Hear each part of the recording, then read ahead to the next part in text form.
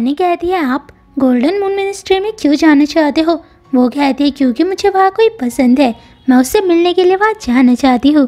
Any सोचती है शायद राजकुमारी मिया एक खूबसूरत लड़के से मिलने के लिए वहाँ जा रही है, और अगर ऐसी बात है तो मैं आपका इस काम में ज़रूर साथ दूंगी। मिया याद करती है पिछले टाइमलाइन में वो उससे मिलने के लिए आया था जब इस देश में वित्तीय संकट आ चुका था। उस समय मिया ने उसकी तारीफ की थी। वो कहता है आपको नहीं पता इस देश में वित्तीय संकट आ चुका है, और वैसे भी आपको क्या पता कि शाही परिवार का एक दिन के खाने का खर्च कितना है। वो गुस्से में कहती है मैं तो तुम्हारी यहाँ तारीफ कर रही हूँ। वो उसके करीब आकर कहता है आपके अंदर तो दिमाग ही नहीं है और आपको अपने दिमाग का इस्तेमाल करने की ज़रूरत है। मिया अपनी डायरी में ये सारी बातें लिख रही होती है। वो याद करके ही गुस्सा हो रही होती है। वो बोलती है इस चार आँख वाले ने मेरे को बहुत कुछ सुनाया था, मैं उसे कभी माफ़ नहीं करूँगी। इस साम्राज्य में अलग अलग मिनिस्ट्री है जिसका काम भी अलग अलग है। वो कहता है लुडविग एक 3rd क्लास ऑफिसर हो, मैं तुम्हें क्रिम्सन मून मिनिस्ट्री में डाल दूंगा। मिया कहती है ये बहुत गलत होगा, क्योंकि अगर ऐसा हुआ तब वो एक ग्रामीण क्षेत्र में चले जाएगा और शायद वो मेरे मरने के बाद इस देश में वापस आएगा। मुझे मरने से बचने के लिए उसकी ज़रूरत है।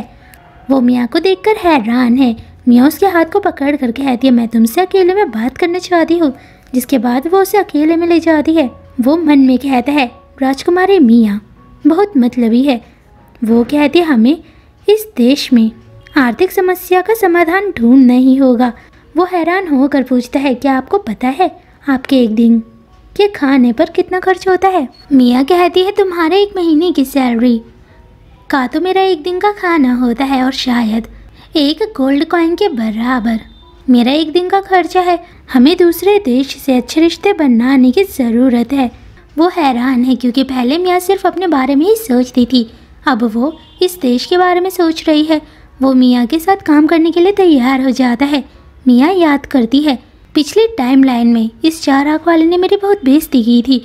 उसने मुझसे कहा था तुम एक गुड़िया हो जो गहनों से बहुत ज़्यादा प्यार करती है और उन्हीं पे खर्च करती है।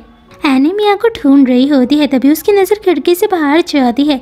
वो हैरान है क्योंकि उसने मिया के सामने सर झुकाया है। वो सोचती है शायद वो राजकुमारी मिया को प्रपोज कर रहा है। वो कहता है शाही परिवार में आप जैसे सोच वाले लोगों की ज़रूरत है। वो हैरान है क्योंकि चार आँख वाले ने मेरी तारीफ़ की है। उसे ऐसा महसूस हो रहा होता है कि उसने इस दिन के लिए ही दोबारा जन्म लिया है। वो बोलता है आप मेरे बिना इस समस्या का समाधान ज़रूर निकाल लोगे। वो परेशान हो जाती है। वो कहता है राजकुमारी अभी आपकी उम्र कम है इसलिए लोग आपकी बात नहीं समझेंगे। मिया कहती है ऐसी ही बात है। वो सोचता है राजकुमारी मिया पहले मेरी बातों को सुनती भी नहीं थी, लेकिन अब वो मेरी बातों को सुनकर जवाब भी दे रही है। जिसके बाद वो कहता है मैं आपका असिस्टेंट बनना चाहता हूँ। मिया को याद आता है पिछली टाइमलाइन में लुडविग उससे मिलने के लिए जेल के अंदर आया था। उस समय उसने कहा था आज मैं आपसे आखिरी बार मिलने के लिए आया हूँ। उसकी आंखों में आंसू है क्योंकि वो उसके साथ काम करना चाहता था। और इस समय मिया हैरान है।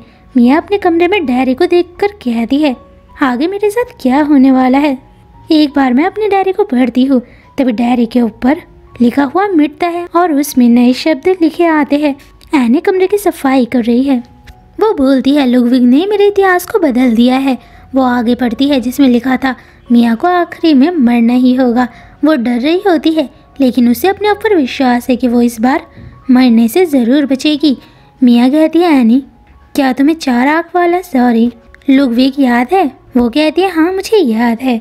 अगर आप उससे मिलना चाहते हो तब आपको खूबसूरत ड्रेस पहनकर उससे मिलना होगा। मिया बहुत खूबसूरत लग रही होती है। रात हो चुकी है। वो लुडविग से मिलते हैं।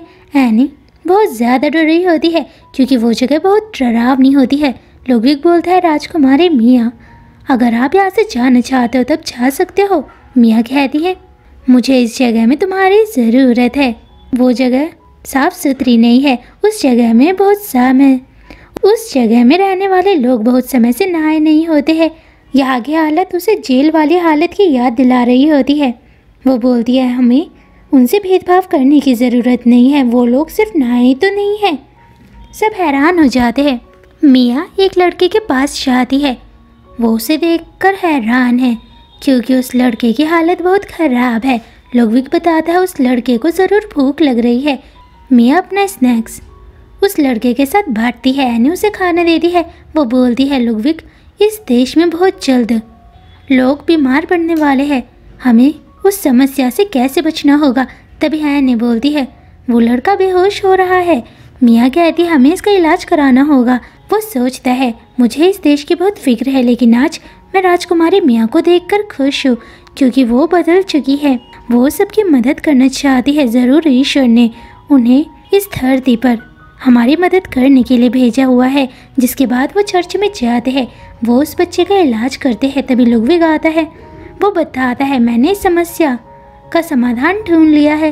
पहली समस्या का समाधान है लोगों को समय पर खाना पहुंचाना, जबकि दूसरा है ज़्यादा से ज़्यादा इलाज के लिए अस्पताल खोलना। मिया पूछती है, हमारे पास कितना मनी है इस समस्या से निपटने के लिए।